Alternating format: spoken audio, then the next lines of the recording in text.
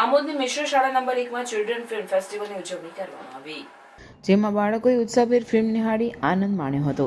તેમજ ધોરણ 8ના બાળકોનો વિદાય સમારંભ પણ રાખવામાં આવ્યો હતો. ધોરણ 8ના બાળકોના વિદાય સમારંભ પ્રસંગે શાળાના શિક્ષકો દ્વારા બાળકોને પ્રેરણાદાયી ફિલ્મ બતાવવાનું આયોજન કરવામાં આવ્યું હતું.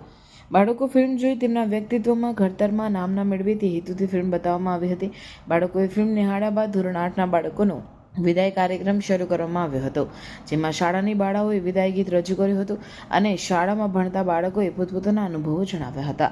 ત્યારબાદ શાળાના શિક્ષક ઝાકીર હુસેન પટેલે વિદાય લેતા બાળકોને આશીર્વાદ આપતા જણાવ્યું હતું કે જેમ તમે ધોરણ 1થી 8 સુધી ભણી ગણી મોટા થયા છો અને સંસ્કારો મેળવ્યા છે તેને તમારા જીવનમાં સદા આચરણમાં મૂકજો અને ખૂબ મહેનત કરી શાળાનું નામ રોશન કરવા જણાવ્યું હતું.